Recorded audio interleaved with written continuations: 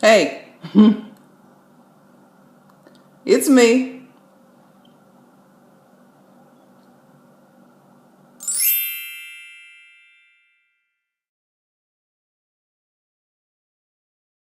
You want a glimpse into the life of an actress? Here's something that happened today.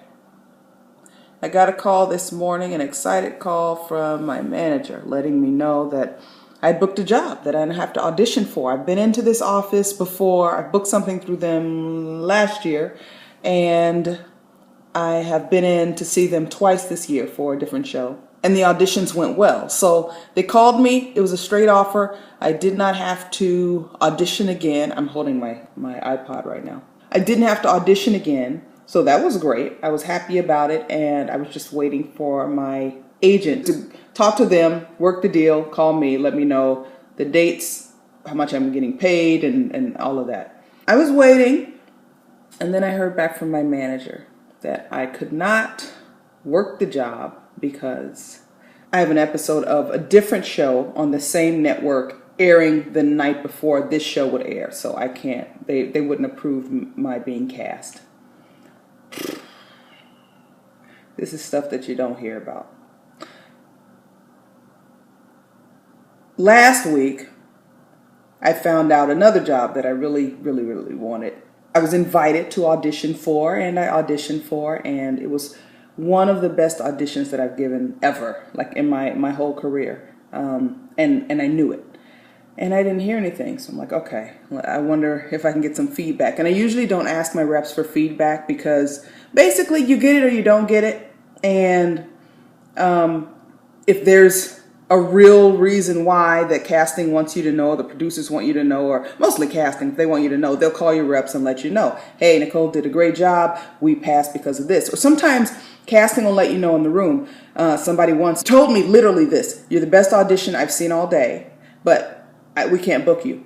Why not?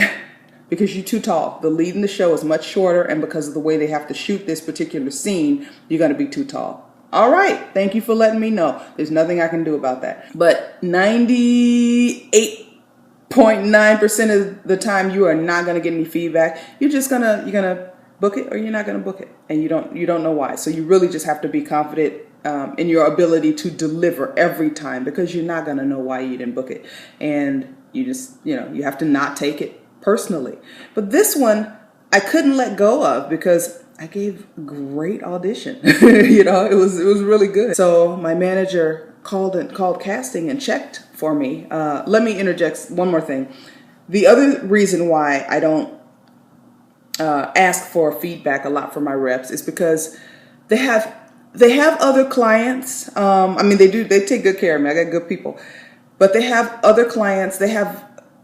It's not just me. It's not all about me. And if they spent their days calling casting to find out why somebody didn't get the job, first of all, casting would not want to deal with these people at all. They would be like, you know what, let's not call her because she's going to call me if they don't get the job and ask 50 questions about why they didn't get it, etc. And it takes up time from them when they could be, instead of worrying about the job that I didn't get, they could be submitting me for something else or working out another deal or whatever it is, doing other aspects of their job. So it's good to be a good citizen, because if you're not, people don't want to work with you. Plus, why annoy my team? But I did ask her about this, and she said, I was wondering too. Yeah, I'll check on it. And she checked on it, and it turned out that because it's shot in Canada, and they have a quota system in Canada, they have to have a certain percentage of Canadians on each production, and they filled the quota of non-Canadians, so they had to have a Canadian person for that role. And I was bummed about that because it was great. Like, I would have gotten to travel and everything. So this is what has gone on in the last week. I basically found out the reasons why I didn't get 2 jobs that I really, as much as you can know anything definitely in this business, I just knew I had them in my hand. So with that said, I am about to head to a commercial audition. And I've talked before about doing your job, being a professional, And this is a job. This is my job. My job is auditioning. So I'm going to go to my commercial audition. This happened. I'm letting it go. I told my reps I am rolling my eyes so hard that if I roll them any harder, they're going to fall out of my head onto the floor. And I meant it. So I sat, I rolled my eyes for a while. I commiserated with a couple of actor friends of mine. I took a deep breath. I surfed the web for a little bit. And then I got out my commercial script and started working on it because that is my job. So, as you see, the life of a professional actress, there are things that you don't see. There are things going on behind the scenes that you don't know about that we have no control of. All we have control over is our preparation. That's really it. So, this is my job. This is what I do. And with that, I leave you. I'll see you soon. Bye. Hey, it's me. I just left an audition, and it was okay. It wasn't great, and I am not happy with myself right now because it should have been brilliant. I gave a brilliant audition yesterday, and for as long as I've been doing this, and as much as I've studied, as much experience as I have, as much as I've worked, they should all be brilliant. I know I'm not a machine. Conditions vary from day to day, but I'm just not thrilled. It really should have been great. So this is I'm pulling up at my place, and I'm gonna go. I don't know what I'm gonna do. I need to just go for a walk in the park. But I don't know. I may just sit on the couch and eat popcorn or something like that. Here, let me turn this on so you can see me. I did something different to my hair. I don't think you can see it very well. Oh, this is so bright here. Okay. I did something different to my hair. You can't see it on camera. It's a little, the wind got to it a little bit, so it's I don't know, looking a little Shirley Temple-ish right now, but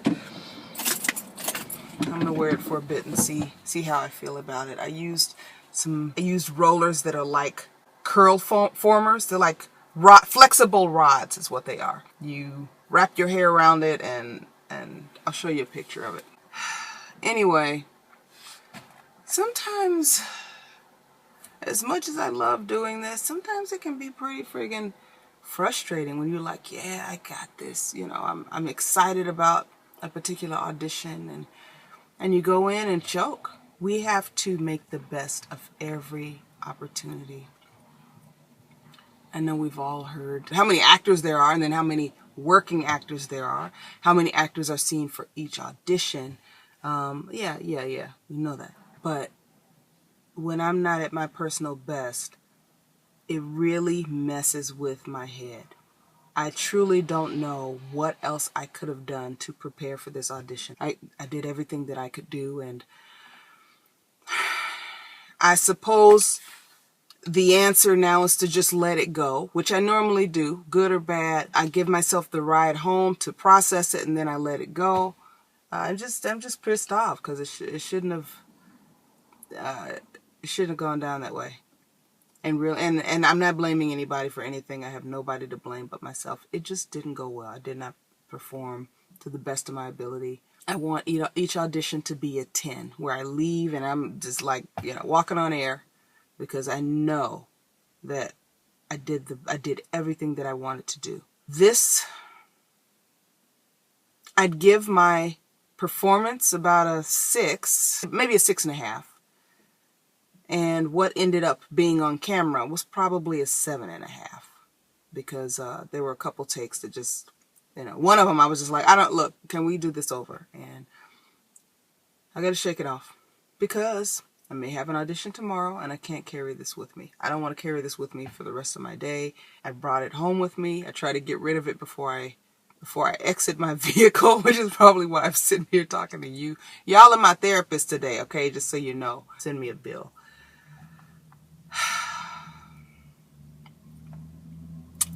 these things happen. They do. But I gotta fix it because it can't happen too often. Alright, y'all. I think I'm gonna include this video with the other video I recorded of a bad actor day. And so then we'll have all the depression in one nice, neat package. And tomorrow's a new day. Heck, next hour is another hour. Telephone. Bye. Y'all ain't gonna believe this.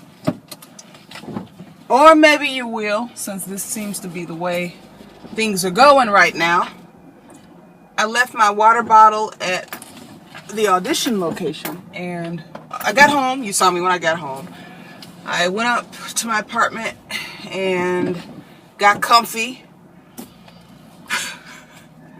And then I looked for my water bottle, and I realized that I took it in, but I did not bring it back out with me. So now I gotta go get it. This water bottle, it's not fancy or anything. It's just a standard aluminum water bottle. It has my name on one side. It's like tape with my name written on it. I'll explain that in a minute. And on the other side, it's from Target. So it has the Target logo, the bullseye. And I got it when I shot a Target commercial. And it's got some sentimental value because when I first signed with my commercial agent, and I've been with my commercial agent for 10 years now. Yeah, as of last month, it was 10 years. He had someone working with him, a guy by the name of Larry. When I signed with the agency, I met with Larry and I said, Larry, I didn't understand how things worked. So I said, Larry, I said, so do I get to tell you what type of commercials I wanna go in for? And he said, yeah, tell me, like that, like, you know, like silly wabbit. And so I told him, I said, I love Target. I'm in Target all the time, and I want to do a Target commercial. And he's like, okay, we'll see if we can get you one of those. And I don't know what else I told him, but I definitely was all about Target at that time. Finally, after being in this business for a while, I don't know, probably 5 or 6 years later, I booked the Target commercial. I'm like, yeah, I knew I was gonna do it one day. I mean, it's like the law of averages, right? I shot 3 Walmart commercials, and I got a Target commercial finally. So they gave me that water bottle on set, just, you know, to hydrate myself, and I've been keeping up with it ever since. I need to stop taking it out of my car. Like, I should just have it in my home and in my car, because I've left it like 4 places. I left it at the gym one time. I left it at the nail salon one time. I left it at a voiceover booth one time. And now I've left it at an audition location. Luckily, this place isn't too terribly far. Y'all pray for me. All right, I'm out. For real now. Nothing else can happen, right? Shh. Okay, I'm home now, and I'm recording on my laptop. I usually don't use this, but I think it's working out pretty well. I'm recording on my laptop because my iPod didn't have any more memory on it because I keep recording updates. I thought the last video would be the last one, but yeah, sometimes things happen that you don't really plan for.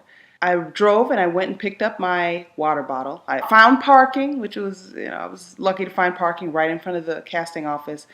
Went up, told the session runner, hey, I left my water bottle here. It was sitting right where I left it. And I went back downstairs, got in my car, and on the way home, I saw a cart. I don't really know how else to explain it. It was like maybe a cart you would see at the library when they're reshelving books, or a cart that you would see on set with audio equipment on it. And it was in the street, off to the side, but it was in the street while I was driving. And so I looked to see, why is that there?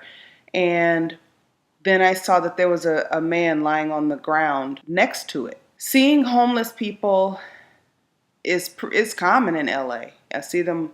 I mean, if you throw a rock, you hit a homeless person, basically. I mean, I don't advocate throwing rocks at homeless people, but you know what I'm saying. And I just thought, wow, like whatever's going on in my life right now, I have a roof over my head. I have food in my fridge. I have the things that I need. That took my mind off of whatever issues that I've been experiencing. And I had the radio on as I drove. I wasn't even paying attention to what was on the radio. It's a lot of times it's background noise. There are a few shows that I really like and I listen closely to, and then when they're not talking about something that I'm interested in, I tune out. And they were doing a segment on somewhere in the Middle East. I didn't hear where it was, but a man came on. He sounded like he was an elderly man, just listening to his voice. He was telling a story about how bombings in his country had affected him personally. And he said that his wife was 34 years old. She was pregnant with their first child, and a car bomb blew her up. Like basically he saw the car on fire and she was in it and he couldn't get her out. And so he lost his wife and his child that day. At that point, I turned the radio off, and I was home anyway, and I just parked my car and came upstairs.